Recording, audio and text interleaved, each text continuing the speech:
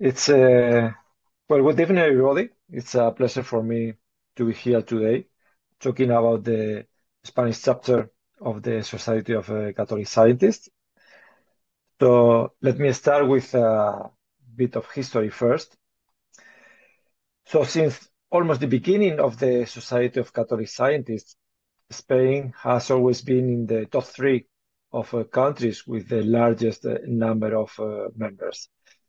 So that's why in 2022, it was decided to create a national chapter, the first one outside the United States. Being a chapter means having some independency to define your activities, your lines of work, and also to get some money to carry them out. But before the real work starts, you have to go through a number of tedious and annoying tasks. Like, for instance, if you want to receive the money, you need to have a bank account. And for that, you need to have a tax ID number. And for that, at least in Spain, it's necessary to register in our case, as a non-profit society. So all these things, if you have never done them before, well, they are things that are quite time consuming and can be very boring, but they are necessary. So this is the very first list of things you have to do when creating the chapter. And in parallel to this, of course, you have to be present in the internet, in the social networks. So you have to purchase an internet domain, create your website, and also you have to create your charter, the charter of your chapter, to define or to create your board committee. So these are the basic ingredients you need to start the chapter. This is well, here you can see our board members. We are six with different scientific profiles. We have Maria Jose, our vice president, who is from the field of biology, together with Gonzalo Colmenarejo and Mercedes at the bottom. And we have also two engineers like Ignacio, our secretary, and Gonzalo Genova, who is our treasurer. So this is so to put faces to the members of the board of the Spanish chapter.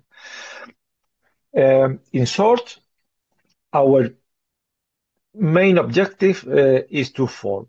On one hand, to witness the harmony between the scientific vocation and the life of faith in the 21st century, or in other words, that you can be a scientist and a believer, a Catholic believer, in 2025 and nothing happens. You don't collapse, your head don't explode, nothing happens. So it's perfectly compatible being scientist, being a researcher, and being a Catholic believer nowadays. And also, in parallel to this, we want that the chapter serves as a meeting point to believers and non-believers to discuss, to create debates on science and faith topics of common interest. So these are the two main goals of our chapter. And if you want to convey the idea that faith and science are not in conflict, first you need to make yourself known everywhere. And in particular, it's compulsory to make yourself known among young people in secondary schools, high schools, and universities as well. Because it's necessary for them to have because even in schools with a Catholic background or with a Catholic roadmap, I always have the feeling that, at least for personal experience, that religion classes are like English classes.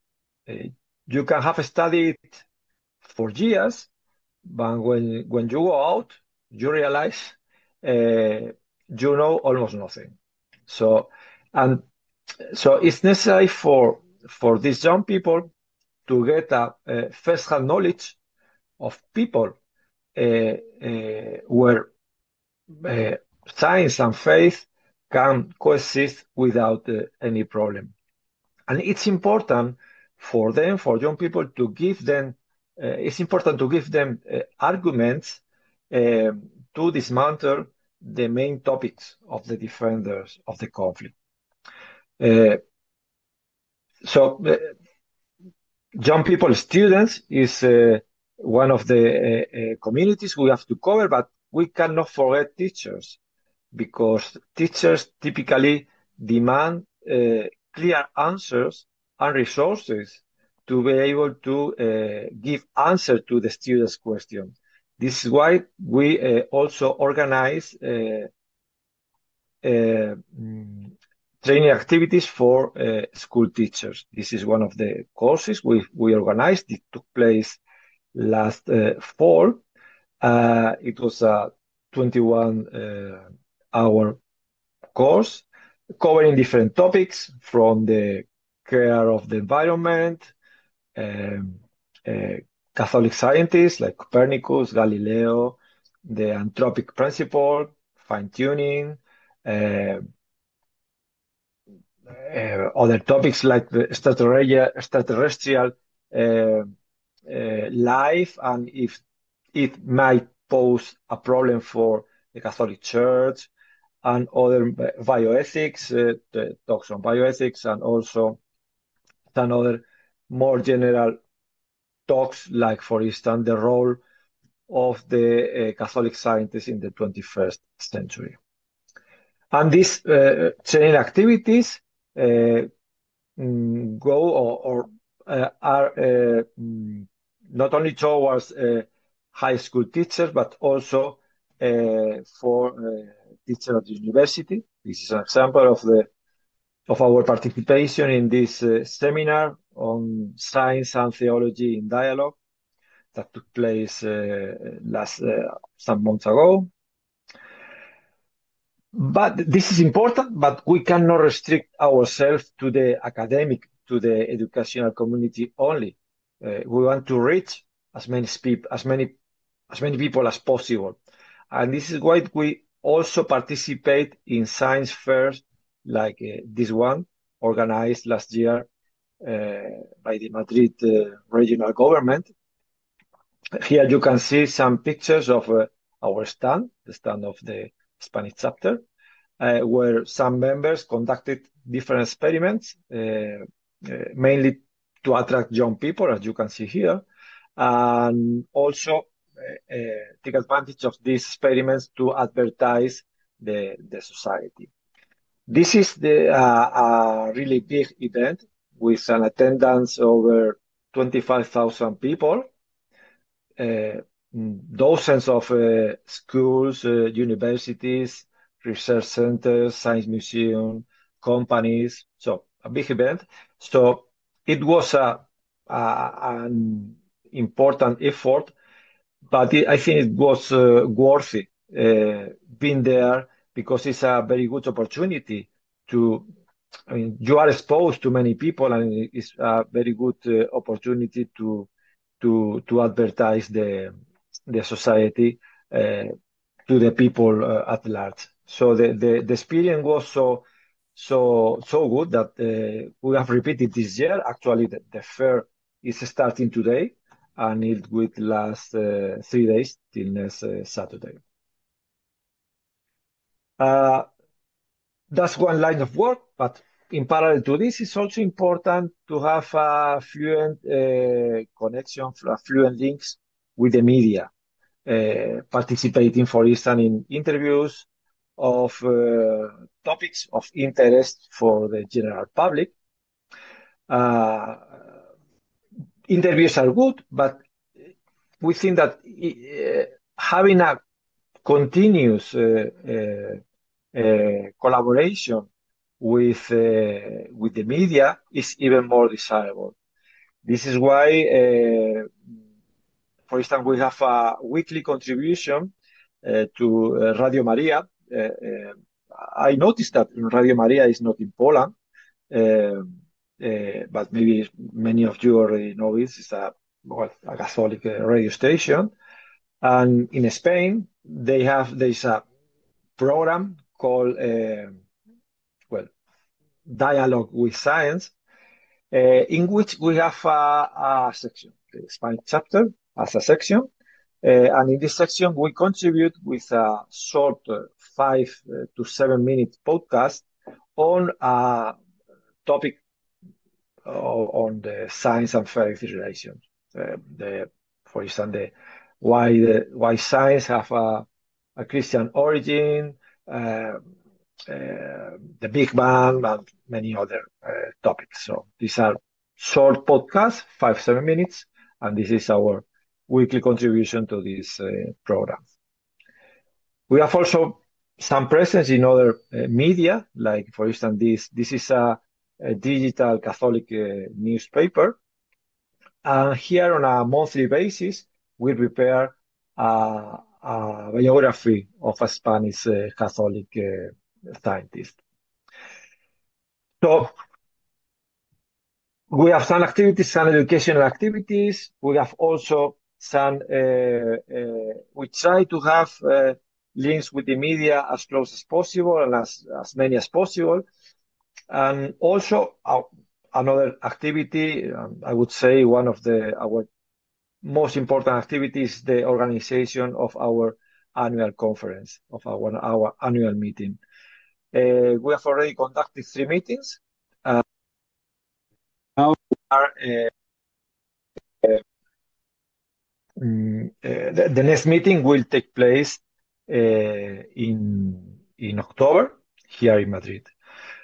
So this meeting, this conference, is conducted like a typical scientific meeting with invited talks, thematic sessions, oral contribution, posters, and roundtables. So quite similar to a scientific meeting. The only big difference is that we start the day with a Holy Mass, which is not typical at all for in scientific meetings, but we think that is the best way to start the day. So it's also important to remark that this is not a conference restricted to members only. Quite the contrary, it's open to everybody with interest in these topics, and this is in particular reflected in the roundtables, where we try to invite believers and non-believers to discuss over a given topic. Like, for instance, one of the topics of the last conference was, is science telling something about the system of God? So in this roundtable, there were Catholic believers and non-believers presenting the arguments in favor of against this hypothesis. Another important thing regarding this annual meeting is that there is a section reserved for young people. On a yearly basis, we organize at national level in Spain a competition aimed at reaching young people, high school and secondary students, and we invite them to prepare a short essay and a short video, 5 minutes video, on a topic on the science of faith relation. So some months before our annual conference, there is a jury who create a short list of people, and these students are invited to the conference to present their work as a poster. So this is a very good experience for them, because we offer them the opportunity to be immersed in the atmosphere of a real scientific conference. So in the second day of the conference, the name of the winners are announced, and apart from some money, they have some prize, cash prize. They have the opportunity of presenting the work in a short presentation, 10, 15 minutes presentation, but have the opportunity to present the work during the conference. So the feedback we get from schools is that this is a very positive and quite rewarding experience for the students. So it's something that it's important to we decide to keep them in future conferences because it's a very, very, very positive experience.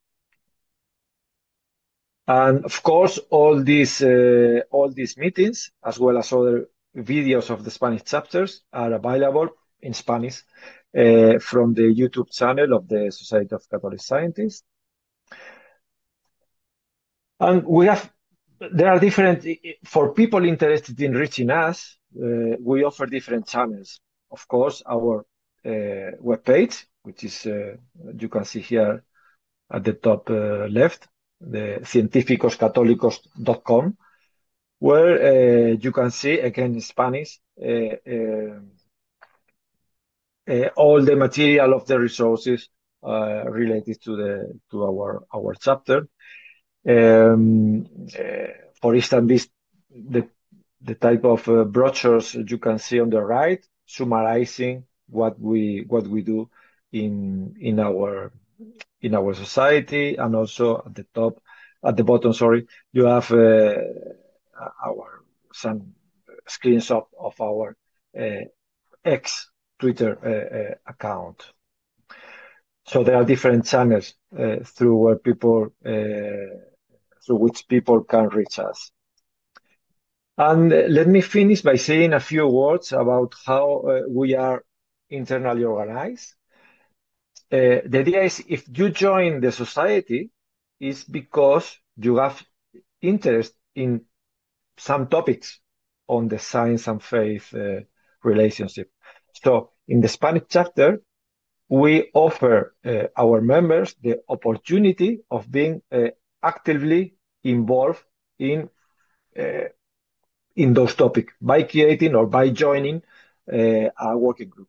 We have defined, I don't know how many, 2, 4, 6, 8, 11 working groups on artificial intelligence, the role of the women roles in science, the care of the environment, bioethics, life after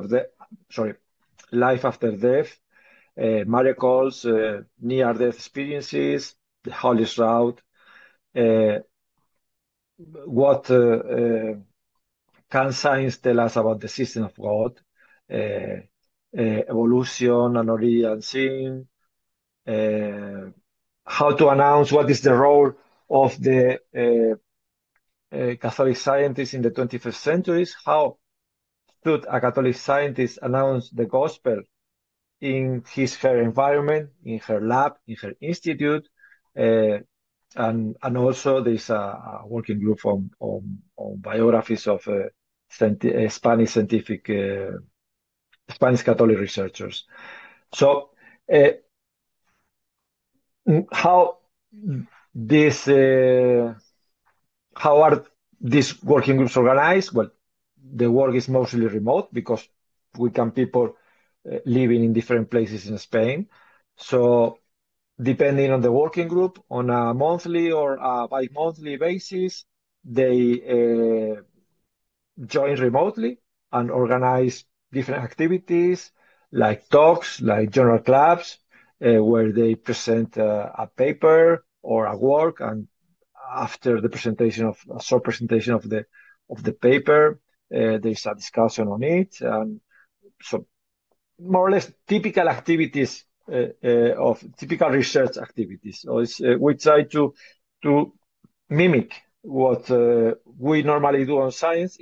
So try to extrapolate to these working groups. And we have also many other activities in mind. Like for instance, we are preparing, the different working groups are preparing an 101 document, an introductory document on science and faith, because this is a material that is highly demanded by different people, teachers, and people, even people from parishes. So there is not, at least in Spanish, there is not a well-defined repository of introductory basic information on this topic with links to other documents. If you want to know more, go here or there. But just the idea is to create a list of frequently asked questions and give answers, short answers with these links for those who want to know more about these topics.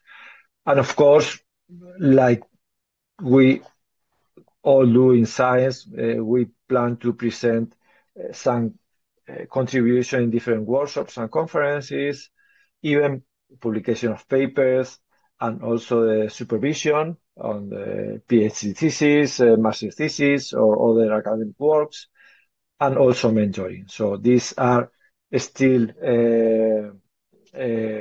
something we have in mind that we have not started yet, but this is something we have to start with them as soon as possible.